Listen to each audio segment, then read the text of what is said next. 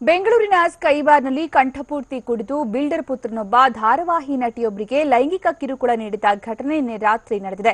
ಕಂಠಪೂರ್ತಿ ಕುಡಿದ ಬಿಲ್ಡರ್ನ ಪುತ್ರ ದರ್ಶನ್ ಸ್ಕೈಬಾರ್ನಲ್ಲಿ ಧಾರಾವಾಹಿ ನಟಿ ಜೊತೆಗೆ ಅಸಭ್ಯವಾಗಿ ವರ್ತಿಸಿದ್ದಾನೆ. ಇದನ್ನ ಪ್ರಶ್ನಿಸಿದ್ದಕ್ಕೆ ಆಕೆಯ ದೇಹಕ್ಕೆ ಕೈ ಹಾಕಿ ಕುತ್ತಿಗೆ ಕಚ್ಚಿದ್ದಾನೆ. ಈ ವೇಳೆ ಯುವತಿ ಕಿರುಚಿಕೊಂಡಿದ್ದರಿಂದ ಸ್ಥಳಕ್ಕೆ ಬಂದ ನಟಿಯ ಸ್ನೇಹಿತರು ದರ್ಶನ್ಗೆ ಹಿಗ್ಗಾಮುಗ್ಗಾ ಥಳಿಸಿದ್ದಾರೆ. ಅಲ್ಲದೆ ತಕ್ಷಣ ಬಾರ್ ಸಿಬ್ಬಂದಿ ದರ್ಶನ್ನನ್ನ ಬಾರ್ನಿಂದ ಹೊರಹಾಕಿದ್ದಾರೆ. ಇದರಿಂದ ಮತ್ತಷ್ಟು ಆಕ್ರೋಶಗೊಂಡ ದರ್ಶನ್ ತನ್ನ 8 ಮಂದಿ ಸ್ನೇಹಿತರನ್ನ ಕರೆಸಿಕೊಂಡು ವಿಠಲ್ ಮಲ್ಯ ರಸ್ತೆಯಲ್ಲಿರುವ ಚಾಯ್ ಪಾಯಿಂಟ್ ಬಳಿ ನಟಿಗಾಗಿ ಕಾಯ್ತಾ ಇದ್ದ. ಅಲ್ಲದೆ ಅಲ್ಲಿಗೆ ಬಂದ ನಟಿ ಹಾಗೂ ಆಕೆಯ ಸ್ನೇಹಿತರ ಮೇಲೆ ಹಲ್ಲೆ ನಡೆಸಿದ್ದಾನೆ. ಇನ್ನು ಇಷ್ಟೆಲ್ಲ ನಡೆಯುವುದನ್ನು ಗಮನಿಸಿದ ಇಲ್ಲಿನ ಶೆಲ್ ಪೆಟ್ರೋಲ್ ಬಂಕ್ ಸೆಕ್ಯೂರಿಟಿ ಸಿಬ್ಬಂದಿ ಪೊಲೀಸರಿಗೆ ಮಾಹಿತಿ ನೀಡಿದ್ದಾರೆ. ತಕ್ಷಣ ಸ್ಥಳಕ್ಕೆ ಬಂದ ಹೊಯ್ಸಳ ಪೊಲೀಸರು ದರ್ಶನ್ ಹಾಗೂ ಆತನ ಗ್ಯಾಂಗ್ ಅನ್ನ ವಶಕ್ಕೆ ಪಡೆದು ಕಬ್ಬನ್ ಪಾರ್ಕ್ ಪೊಲೀಸ್ ಠಾಣೆಗೆ ತೆರಳಿದ್ದಾರೆ. ಅಲ್ಲಿ ನೊಂದ ಯುವತಿ ಘಟನೆ ಬಗ್ಗೆ ವಿವರಿಸಿದ್ದಾಳೆ. ಅಷ್ಟರಲ್ಲಿ ದರ್ಶನ್ ನಡೆದ ಘಟನೆ ಬಗ್ಗೆ ತಂದೆ ಶ್ರೀನಿವಾಸ್ಗೆ ಮಾಹಿತಿ ಕೊಟ್ಟಿದ್ದಾನೆ. ಇನ್ನು ವಿಷಯ ತಿಳಿದು ಕಬ್ಬನ್ ಪಾರ್ಕ್ ಠಾಣೆಗೆ ಬಿಲ್ಡರ್ ಶ್ರೀನಿವಾಸ್ ಆಗಮಿಸಿದ್ದು ಠಾಣೆ ಇನ್ಸ್ಪೆಕ್ಟರ್ ನಾಗರಾಜ್ ನಟಿ ಜೊತೆ ಮಾತನಾಡಿ ಪ್ರಕರಣವನ್ನ ಕಾಂಪ್ರಮೈಸ್ ಮಾಡಿಸಿದ್ದಾರೆ ಎನ್ನಲಾಗಿದೆ.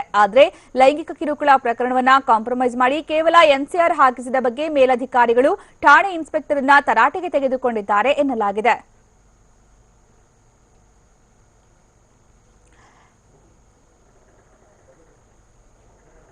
ಕುಡಿದ ಅಮಲ್ನಲ್ಲಿ ನಡೆದಂತಹ ಘಟನೆ ಇದು. ಬೆಂಗಳೂರಿನ ಸ್ಕೈಬಾರ್ ಅಲ್ಲಿ ಕಂಠಪೂರ್ತಿ ಕುಡಿದು ಬಿಲ್ಡರ್ ಪುತ್ರನೊಬ್ಬ ಧಾರಾವಾಹಿ ನಟಿಯೊಬ್ಬರಿಗೆ ಲೈಂಗಿಕ ಕಿರುಕುಳ ನೀಡಿದಂತಹ ಘಟನೆ ಬೆಂಗಳೂರಿನ ಪ್ರತಿಷ್ಠಿತ ಸ್ಕೈಬಾರ್ನಲ್ಲಿ ನಿನ್ನೆ ರಾತ್ರಿ ನಡೆದಂತಹ ಘಟನೆ ಇದು.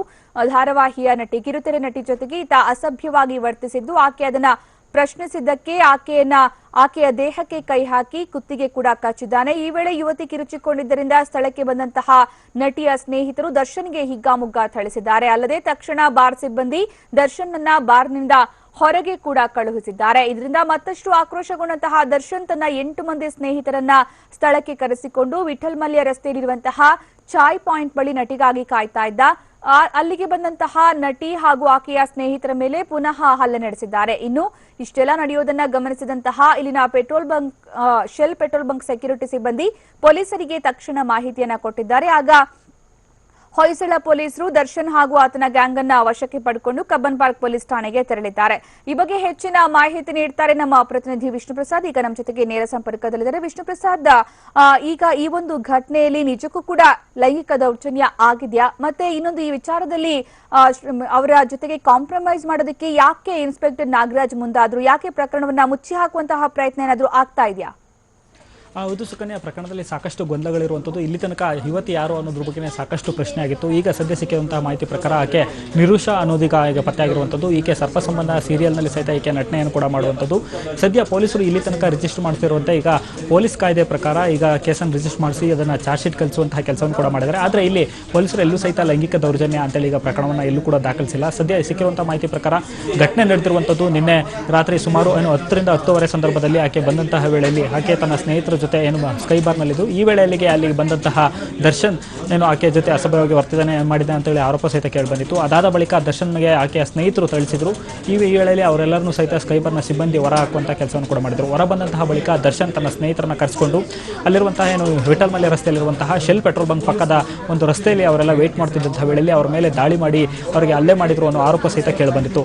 ಈ ವಿಚಾರಕ್ಕೆ ಸಿಕ್ಕಿದಂತೆ ಅಲ್ಲಿರುವಂತಹ ಸ್ಥಳೀಯರು ನೀಡಿದಂತಹ ಮಾಹಿತಿ ಆಧಾರದ ಮೇರೆಗೆ ಪೊಲೀಸರು ಎಲ್ಲರನ್ನೂ ಸಹಿತ ವಶಕ್ಕೆ ಪಡೆದು ಅವರನ್ನ ವಿಚಾರಣೆ ನಡೆಸುವಂತಹ ಕೆಲಸವನ್ನು ಕೂಡ ಮಾಡಿದ್ರು. ಈ ವೇಳೆಯಲ್ಲಿ ಯುವತಿ ಪೊಲೀಸರು ಹೇಳ್ತಿರುವಂತೆ ಈಗ ಅವ್ರ ವಿರುದ್ಧ ಆರೋಪವನ್ನು ಕೇಳಿಬಂದಿತ್ತು. ಪೊಲೀಸರು ಸ್ವತಃ ಕೇಸ್ ಮುಚ್ಚಾಕಲು ಮುಂದಾಗಿದ್ದಾರೆ ಅನ್ನೋ ಆರೋಪವನ್ನು ಕೇಳಿಬಂದಿತ್ತು. ಇದಕ್ಕೆ ಈಗ ಪೊಲೀಸರು ಒಂದು ರೀತಿ ಸ್ಪಷ್ಟನೆ ಕೊಡಲು ಮುಂದಾಗಿದ್ದಾರೆ. ಸ್ವತಃ ಡಿಸಿಪಿ ಚಂದ್ರಗುಪ್ತ ಅವರು ಸಹಿತ ಈ ಬಗ್ಗೆ ಈಗಾಗಲೇ ಸ್ಪಷ್ಟನೆ ಕೂಡ ನೀಡಿರುವಂಥದ್ದು. ನಮ್ಮ ಕಡೆಯಿಂದ ಯಾವುದೇ ರೀತಿ ಕೇಸನ್ನು ಕಾಂಪ್ರಮೈಸ್ ಮಾಡುವಂತಹ ಕೆಲಸವನ್ನು ಕೂಡ ಮಾಡಿಲ್ಲ.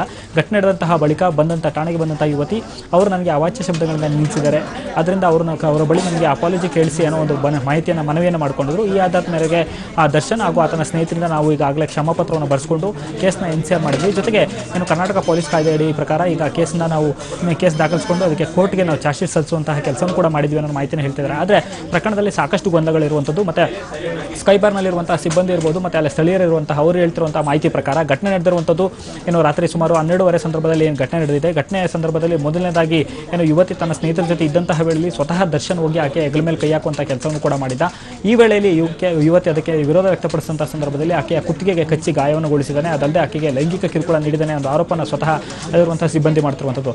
ಆದರೆ ಈ ರೀತಿ ಘಟನೆ ನಡೆದಂತಹ ಬಳಿಕ ಪೊಲೀಸರು ನೇರವಾಗಿ 354 ಕೇಸನ್ನು ದಾಖಲಿಸಿಕೊಳ್ಬೇಕಾಗುತ್ತೆ. ಯಾಕಂತಂದ್ರೆ ಈ ಹಿಂದೆ ನಗರ ಪೊಲೀಸ್ ಆಗಿರುವಂತಹ ಪ್ರವೀಣ್ ಸುದ್ ಅವರು ಒಂದು ಸ್ಟೇಟ್ಮೆಂಟ್ ಅನ್ನು ಕೂಡ ಕೊಟ್ಟಿದ್ರು. ಯಾವುದೇ ಮಹಿಳೆಗೆ ಆಗಿರ್ಬೋದು, ಯುವತಿಗೆ ಆಗಿರ್ಬೋದು, ಸಣ್ಣ ಮಟ್ಟದಲ್ಲಿ ಆಕೆಗೆ ತೊಂದರೆ ಆದರೂ ಸಹಿತ ನಾವು ಸ್ವಯಂ ಪ್ರೇರಿತ ದೂರನ್ನು ದಾಖಲಿಸಿಕೊಂಡು ಈ ಪ್ರಕರಣಕ್ಕೆ ಸಂಬಂಧಪಟ್ಟಂತೆ ಆರೋಪಿಗಳನ್ನು ಬಂಧಿಸುವ ಕೆಲಸವನ್ನು ಕೂಡ ಮಾಡ್ತೀವಿ, ಮತ್ತೆ ತಪ್ಪಿತಸ್ಥರಿಗೆ ಶಿಕ್ಷೆ ಕೊಡುವಂತಹ ಕೆಲಸವನ್ನು ಮಾಡ್ತೀವಿ ಅನ್ನೋ ಒಂದು ಮಾತನ್ನು ಕೂಡ ಹೇಳಿದ್ರು. ಆದರೆ ಈ ಪ್ರಕರಣದಲ್ಲಿ ಏನಕ್ಕೋಸ್ಕರ ಪೊಲೀಸರು ಪ್ರಕರಣವನ್ನು ದಾಖಲಿಸಿಕೊಳ್ಳೋದಕ್ಕೆ ವೇಟ್ ಮಾಡ್ತಿರುವಂಥದ್ದು, ಮತ್ತೆ ಏನಕ್ಕೋಸ್ಕರ 354 ಕೇಸ್ ದಾಖಲಿಸಿಕೊಳ್ಳಿಲ್ಲ, ಅದಲ್ಲೂ ಸಹಿತ ಸಾರ್ವಜನಿಕ ಪ್ರದೇಶದಲ್ಲಿ ಮಹಿಳೆಗೆ ಅವಾಚ್ಯ ಶಬ್ದಗಳಿಂದ ನಿಂದಿಸಿದಂಥ ಸಂದರ್ಭದಲ್ಲಿ ಆ ಕೇಸನ್ನು ಕೂಡ ಪೊಲೀಸರು ದಾಖಲಿಸಿಕೊಳ್ಬಹುದಿತ್ತು. ಆದರೆ ಪೊಲೀಸರು ಯಾಕೆ ಇವೆಲ್ಲ ಪ್ರಕರಣಗಳನ್ನು ದಾಖಲಿಸಿಕೊಳ್ಳದೆ ಕೇವಲ ಅವರವರ ನಡುವೆ ಸಹಿತ ಕಾಂಪ್ರಮೈಸ್ ಮಾಡಿಸಿ ಕಳಿಸುವಂತಹ ಕೆಲಸವನ್ನು ಮಾಡಿದ್ರು ಅನ್ನೋ ಒಂದು ಅನುಮಾನಗಳು ಮೂಡ್ತಿರುವಂಥದ್ದು.